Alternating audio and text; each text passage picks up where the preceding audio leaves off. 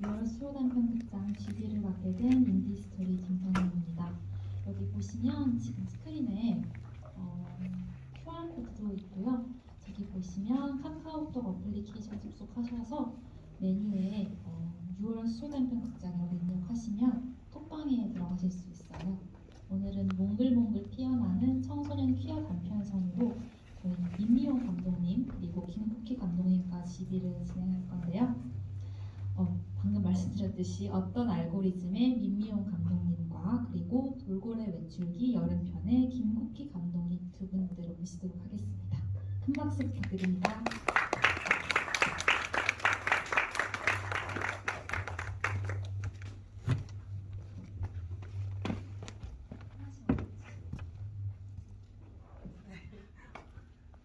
네, 그러면 GD를 시작하도록 하겠습니다.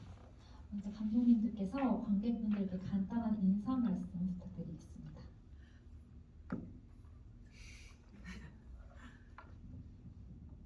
안녕하세요. 돌고래 외출기 연출을 맡은 김국희라고 합니다.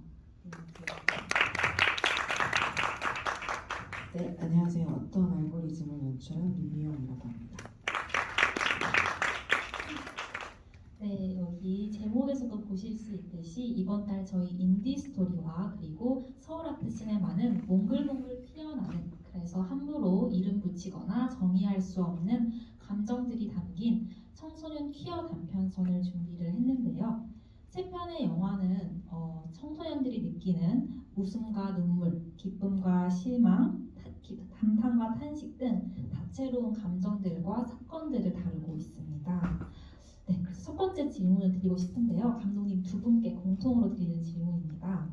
6월 수요단편극장 주제처럼 두 작품에서 형용하기 힘든 몽글몽글한 감정을 저뿐만 아니라 관객분들께서도 느꼈다고 생각이 드는데요.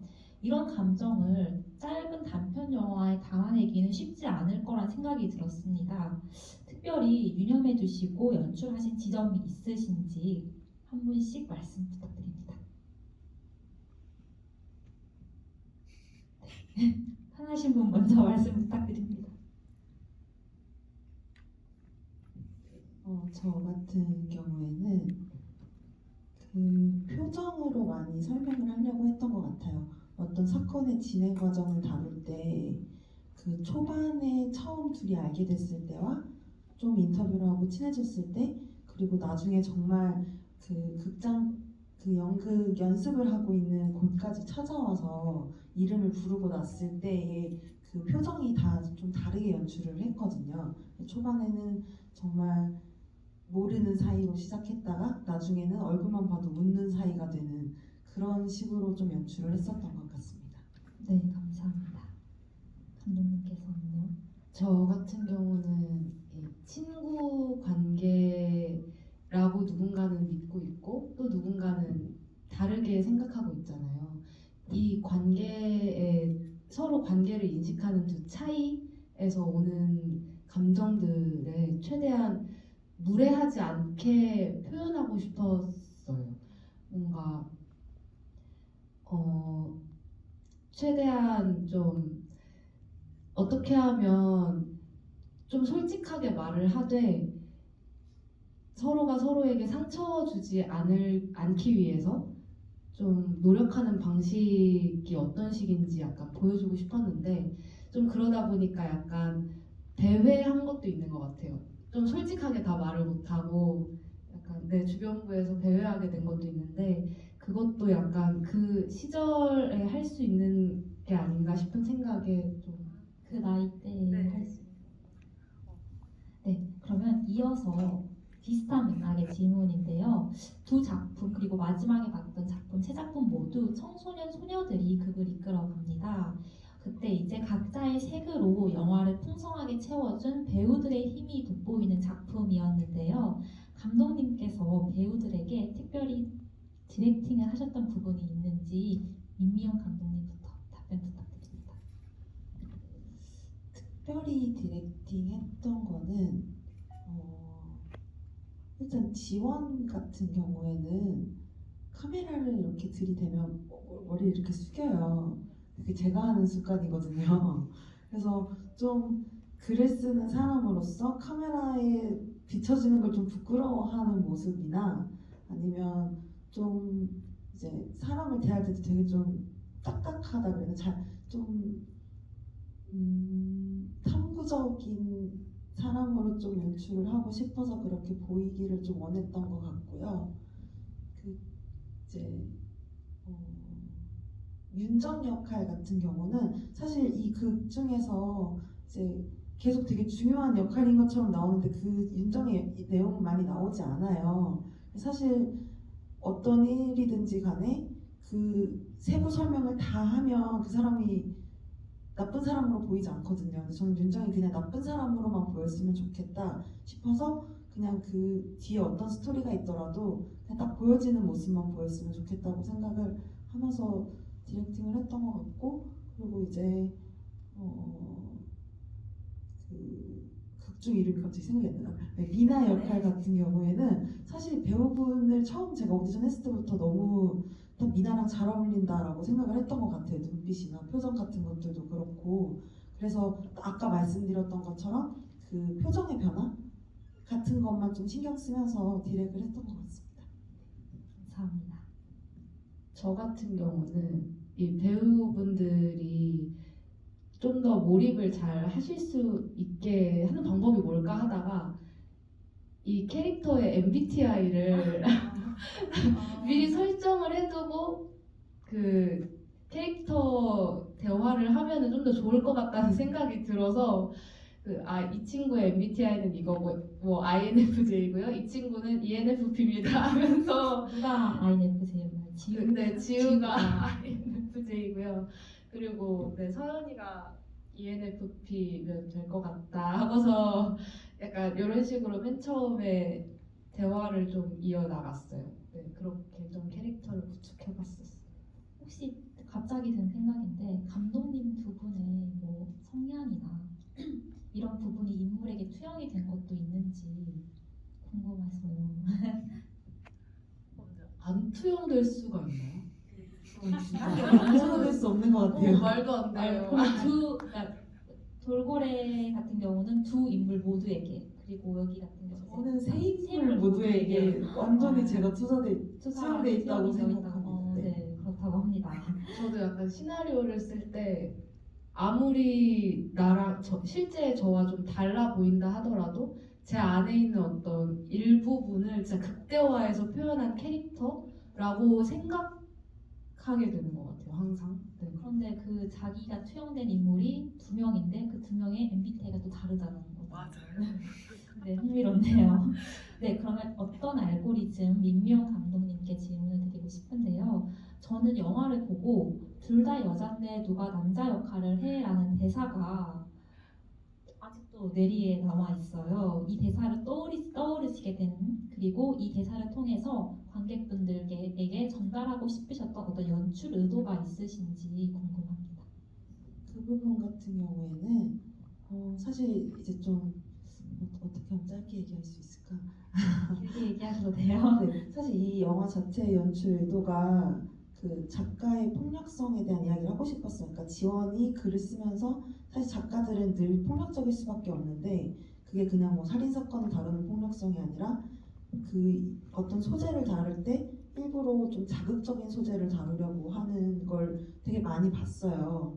그래서 사실 저 영화를 한참 만들고 시나리오를 쓸 때 당시에도 이제 학생이었는데 이제 퀴어에 대해서 잘 모르면서 자극적이니까 퀴어에 대한 영화를 찍는다거나 그 소재로 글을 쓴다거나 하는 걸 되게 많이 봤는데 되게 중요한 게 이해가 빠져 있더라고요. 머리가 짧으면 남자 역할이구나, 머리가 길면 여자 역할이구나, 이렇게 그냥 이분법적으로 머리 길이만 보고, 사실 모든 레즈비언들이 다 머리가 길고 짧은 게 아니잖아요.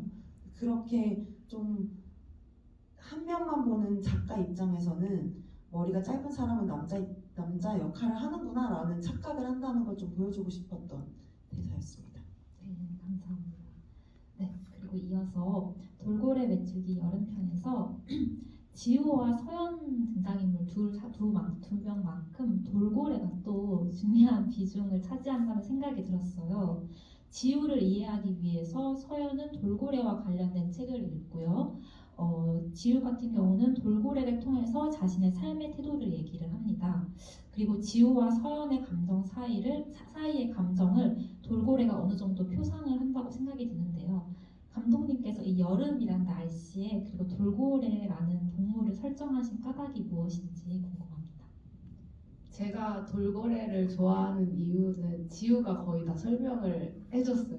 진짜 똑똑하고 진짜 활동량도 엄청나고 그리고 인간 그렇게 대단히 귀여운 얼굴을 갖고 있으면서도 인간을 좋아해주고 그런 모습들이 너무 좋았거든요. 그리고 제가 물속을 되게 좋아해서 지금 수영도 열심히 하고 있는데 그 인간이 가장 빠르게 앞으로 나아갈 수 있는 모습이 돌핀킥을 할 텐데 그것도 돌고래를 똑같이 따라할 때 가장 빠르게 갈 수 있거든요. 그냥 이런 것들 이런 것들 그래 돌고래는 진짜 멋진 것 같아요. 그리고 그런 돌고래의 멋짐을 좀 잘 담아낼 수 있는 계절이 뭘까 하다가 여름이라고 생각을 했어요. 뭔가 가장 바다의 이미지를 떠올릴 때 쉽게 생각할 수 있는 여름 계절이라고 생각해서 일단은 그렇게 설정을 했습니다. 감사합니다. 아까 민미영 감독님께서도 잠깐 말씀을 하셨는데요. 제가 이번 수요단편 6월 수요단편 극장을 기획하면서 이 몽글몽글한 감정이 어떤 걸까 열심히 고민을 해봤어요. 근데 앞서 제가 처음에 시작했을 때 말씀드렸듯이 함부로 정의할 수가 없어서 조금 말을 아꼈는데 그럼에도 불구하고 그 세 인물 사이에서의 이해라는 게 가장 중요하지 않나라는 생각이 들더라고요. 저희가 몽글몽글이라는 형용사를 통해서 감정을 표현을 했지만 혹시 감독님들께서 각자 명명하고 싶으신 어떤 형용사가 있으신지 감정에 대한 조금 창의적인 질문이죠. 아니면 어떤 그런 감정에 대한 묘사나 감독님께서 어떤 그런 신경 쓰셨던 부분에 대해서 말씀해 주셔도 감사하겠습니다. 저는 확실하게 있어요. 혼란스러운 네. 그리고 쉽게 정의 내리지 못하는 그래서 계속 긴 말을 되게 제가 이 사람이 좋을 때 좋아해라고 쉽게 말을 할 수도 있는 상황이 있는데 괜히 그 말을 빙빙빙 둘러서 하게 되는 거 있잖아요. 그래서 약간 좀 쉽게 정의 내릴 수 없는 혼란스러운 약간 요걸로 네. 저는 그 계속 해보면 좀 어려운데요. 그냥 스며든다는 표현이 맞는 것 같아요. 그냥 어느샌가 나도 모르게 좋아하게 되는 그냥 스며드는 그런 감정이지 않을까. 네, 두 감정 모두 좋은 것 같습니다. 네, 그러면 관객분들의 질문이 또 많이 쌓여서요. 제가 하나씩 읽어드릴게요. 네. 영화가 만들어지고 시간이 흐른 지금 현재의 퀴어 담론에 맞추어 영화를 재편집하고 싶은 부분이나 추가 혹은 삭제하고 싶은 장면 혹은 대사가 있나요? 라고 질문을 주셨어요. 혹시 감독님들께서 이런 부분이 있으신지 한번 말씀 부탁드립니다. 저 같은 경우에는 사실 너무 많은데 그냥 딱 그 퀴어적인 부분에서 본다면 사실 저는 예전에 그 얘기를 들었던 적이 있어요. 그 청소년 퀴어 단편은 왜 항상 우울해야만 하는가? 왜 항상 비극적인 엔딩을 맞아야만 하는가? 근데 제 영화도 어떻게 보면 그 부분이 포함되어 있는 영화라고 할 수 있는데 제가 사실 오늘 한 3, 4년 만에 제 영화를 되게 오랜만에 봤어요.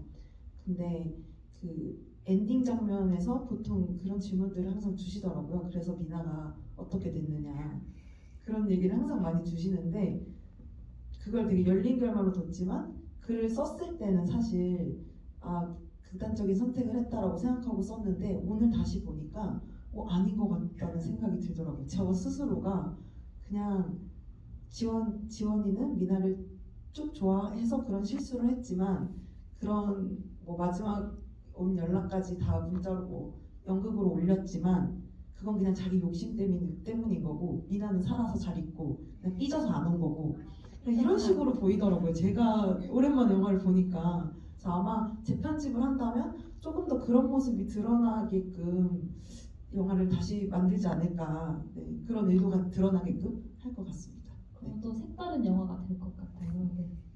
김국희 감독님께서. 이 부분에 대해서 전 너무 공감을 해요.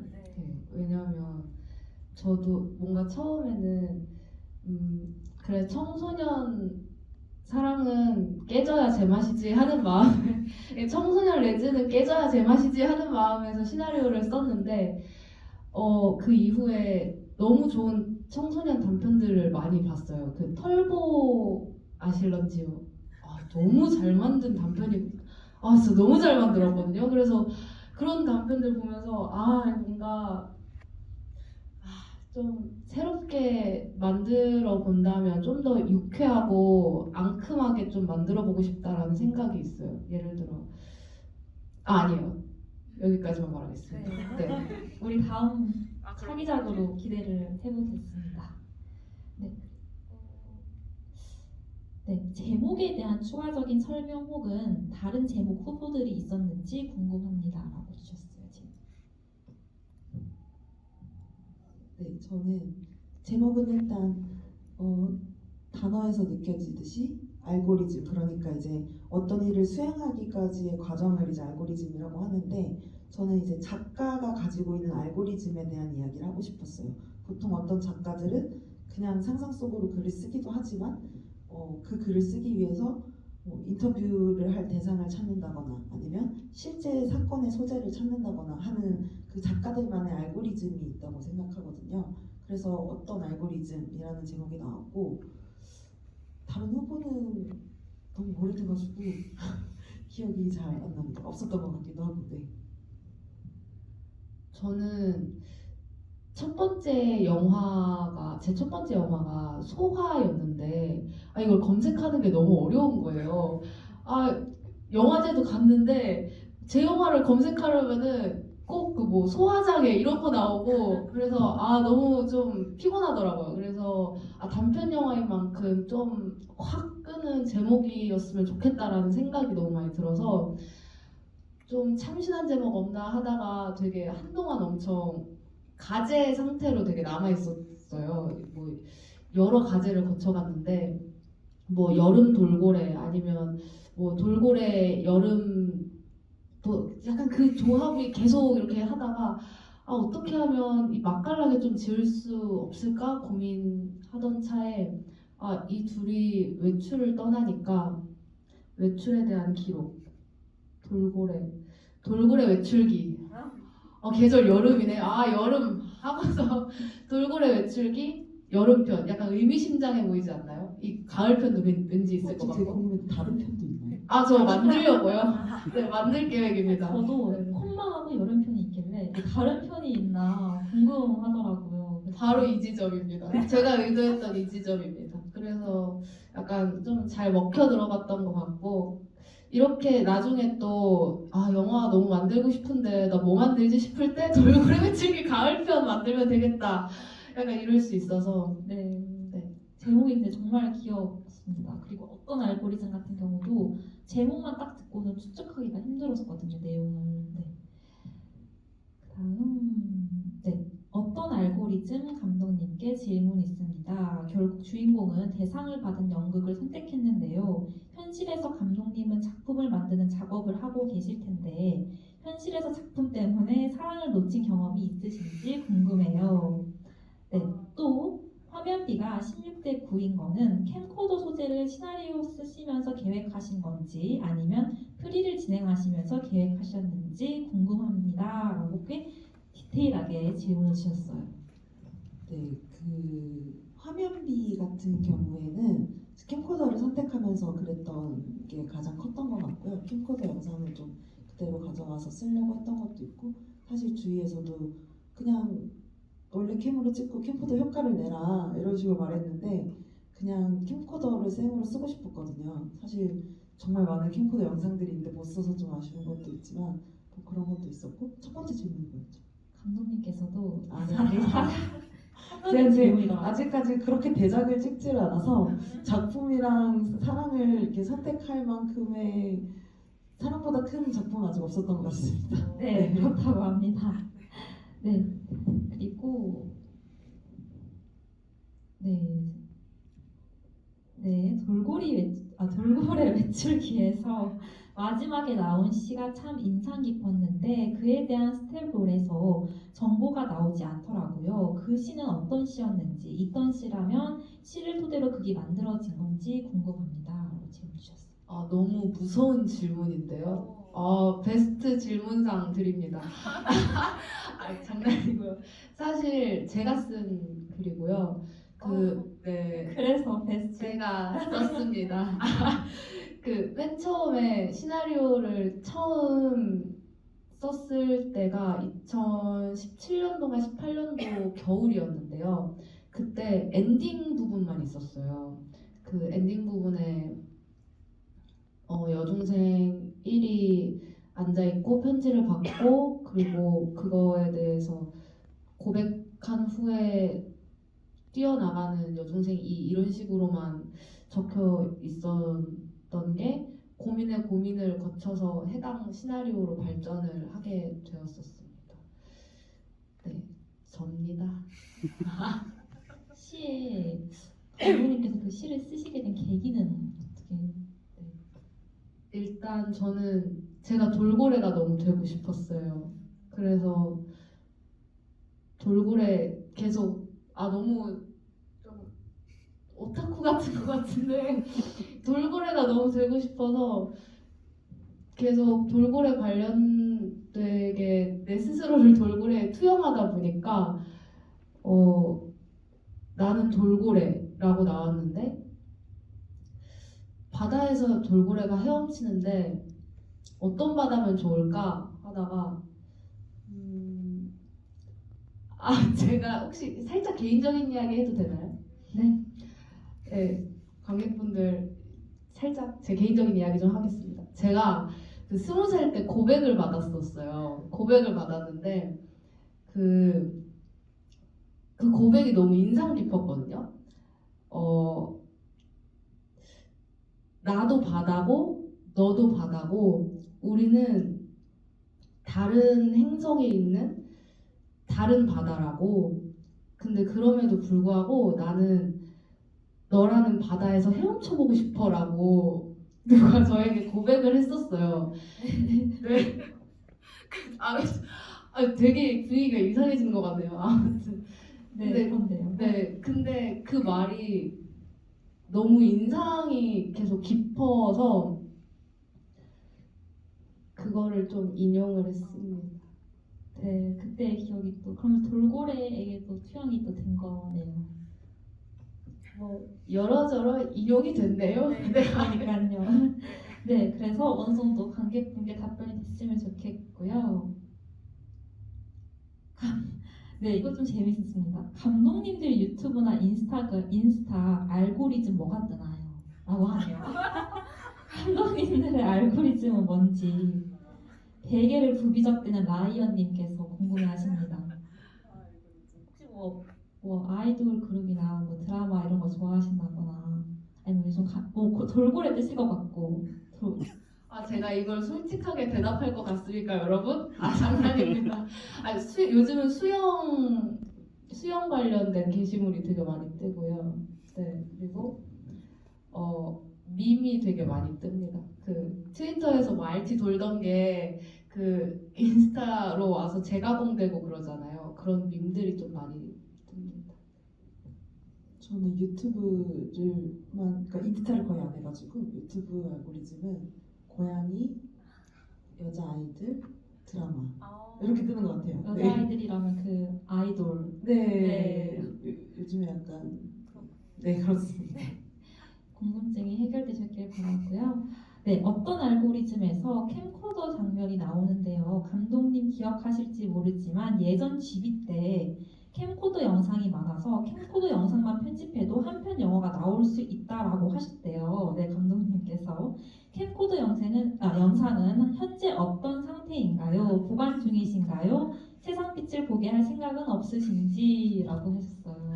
캠코더 영상이 진짜 많아서 그 영상만으로 진짜 영화 한 편을 만들 수 있을 정도로 많은데 지금은 제 외장 하드 속에 곤이 잠자고 있고요.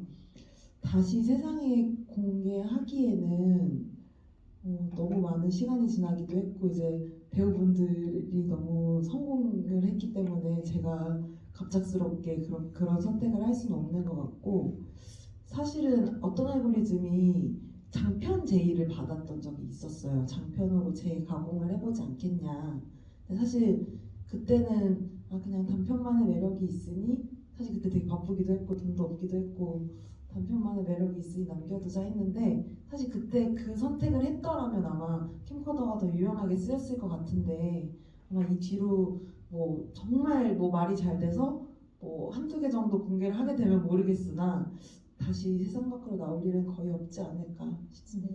네. 어떤 류의 영상들이 그렇게 많아요? 거의 대부분 제가 이제 배우분들한테 캠코더를 주고 제가 출연하면 안 되니까 스태프들이 나오면 안 되니까 캠코더를 주고 시간을 정해준 다음에 자 나가서 찍어와라.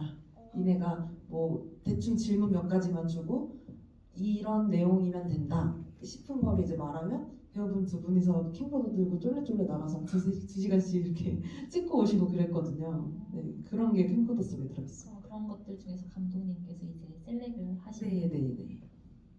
네, 이 부분도 되게 캠코더도 영상이 궁금한데요. 네, 계속해서 질문 올려주시면 네, 제가 감독님들께 네, 질문을 드리도록 하겠습니다. 그리고 제가 또 하나 더 드리고 싶은 거는요.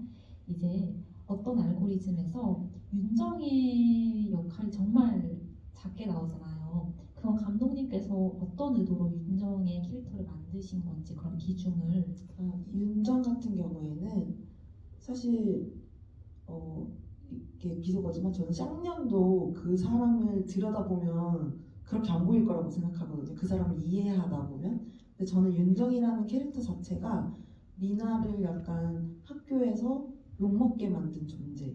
자기 혼자 잘 먹겠다고 잘 살겠다고 미나를 버린 존재로만 보였으면 좋겠다고 생각해서 윤정에 대한 이야기를 많이 좀 일부러 빼려고 하면서 만들었던 것 같습니다. 네.